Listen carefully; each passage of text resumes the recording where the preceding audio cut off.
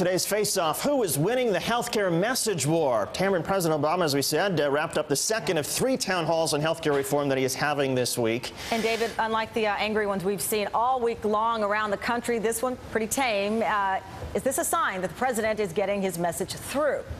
Here to face off on this one, Democratic strategist Alicia Menendez and Republican strategist Danny Diaz, a former spokesman for the Republican National Committee. Danny, thanks for joining us. I want to start off with you because we saw today a gentleman, NRA, I think he could get more classic Americana. He asked his question, still not sure of the president's answer, but he said he was somewhat satisfied. So you do see challenges, but in a respectful way. Who's winning this battle? Well, I think it's hard to argue that the president, the administration, and Democrats putting forward this argument are winning the battle or getting a leg up in the discussion, because the more the president talks about it, the worse numbers get for the health care reform. And I think you need to look at the bigger picture here. I think people are uncomfortable with the role of government, with the policy that this administration is pursuing with regard to spending and so many other things, and I think it's being expressed across the country. Alicia, let me bring you in on that. Do you believe that here you have a man who asked the president a question, he came in skeptical, and when we just interviewed him, he certainly wasn't spewing anger and hate? No, and I think the president did a great job of answering his question. Look, Tamron, Democrats are winning this messaging war because Democrats have a better message. We believe that anyone who works for a living ought to be able to take their kid to a doctor, and anyone who's retired or someone who's ill or those of us who are between jobs, we should be able to have health insurance. And so this is a pretty simple message that I actually think most people can agree on, and I don't think there's anybody better to deliver that message than Barack Obama. Lisa, I think we would all agree that it's important to have an honest debate here. The president, in answering the last question, said he was not vilifying health insurance companies, but in his opening remarks, he said we are being held hostage at any given moment by health insurance companies that deny coverage or drop coverage. How is that not vilifying? Well, I think he first of all acknowledged that it was a very good question. He acknowledged that there are health insurance companies like Aetna that have been cooperating with the administration. But I think anybody who has health insurance, most of us can say that there's a lot of bureaucracy involved, and it could certainly be better. So I think it's possible to criticize them, say that we want to work together, and that we invite all of them to come to the table and have this important discussion. Danny, there are a number of falsehoods that are out there. The president tried to address one of them about socialized medicine. Watch.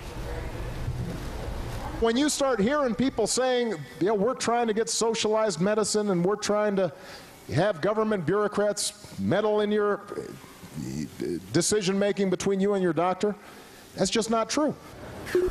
Danny, the president's right on that one, isn't he?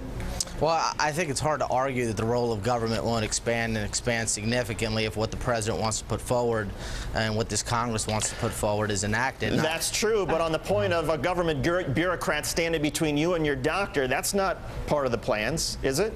Well, I think, certainly at the end of the day, the government will have a much more significant role in health care and making decisions in health care. And I think the American people are widely disagreeing with regard to that. Danny, did you see the story out of California in the forum? Thousands of people, I think 8,000 showed up. A lot of those people have insurance or are underinsured. Who is standing in the way of their care right now? Did you see the forum?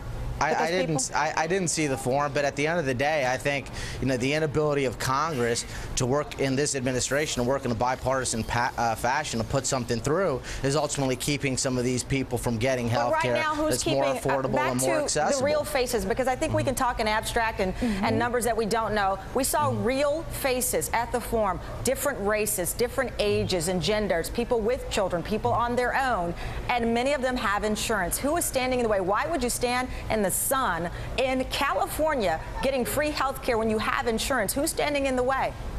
Well, I don't quite understand the question. I mean, I think at the end of the day, this administration is proven incapable of working across the aisle to get something done. They're the ones that are talking about getting this through reconciliation without 60 votes. They're the ones talking about jamming this through and rushing it through. And you don't take my word for it. Look on your TV screen. Look at the thousands of Americans coming out and expressing their displeasure. So that's Tamron's point. I think your argument in theory is interesting. In practice, I'm sorry, it just doesn't work. work. In practice, it's 1,000 people. It's 1,500 people standing in humanity. line. It's interesting.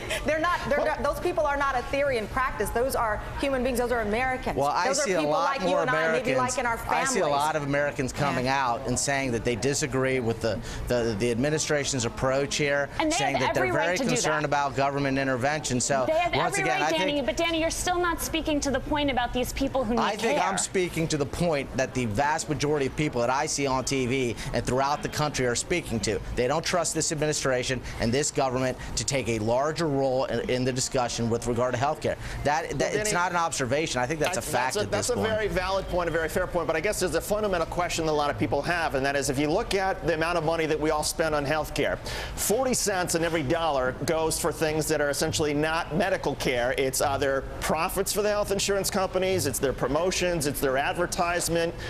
That's a problem. Wouldn't you acknowledge? Oh, I certainly think it's a problem. I certainly think that the government racking up more debt and the president not being able to answer the question how he's going to pay for health care, much less a whole host of other policies, maybe you were watching certainly a different doesn't help town hall move the because I discussion thought he forward. said he was going to raise taxes on the wealthiest 1%. Ultimately, this administration cannot explain how they're going to pay for Danny, more than $1 GOP's trillion plan? health care bill, just like they can't explain how they're going to pay for the deficit, just like they can't explain how they're going to pay for a host of other issues. You don't like the president's plan. What's your plan? Well, I think Republicans have clearly been talking about portability, medical liability reform. You can see Paul Ryan, you can see a host, Chuck Grassley, a host of other Republicans that are trying to engage in the discussion, trying to move the subject forward, speaking with a rational kind of a plan that works. Speaking in a rational way. And what this administration and Congress is doing is putting forward a $1 trillion plan that they can't possibly pay for. I mean, that's just reality, and the American people Danny, how do you know they can't possibly pay for it? I mean, even Republicans have acknowledged that 2/3 of the cost you can identify. The question is whether they can get that last third by taxing the wealthiest 1%. So how do you know that they can't pay for it? They can't possibly pay for all the programs they put forward, because David. Danny I mean, look at the deficit growth. So they can't pay for it, right? Done. We're done here, David. Yeah, but at least to the point. David, I guess the fiscal numbers and the deficit growth that I'm seeing is something you may not be aware of, but it's something that most kind of common sense regular folks are aware of, and they're demonstrating their anxiety at town halls across the country. But I'm certainly more than happy to send you the facts if you're interested in seeing them. I think most people can find those facts on the White House's webpage. Yeah, that's an objective site.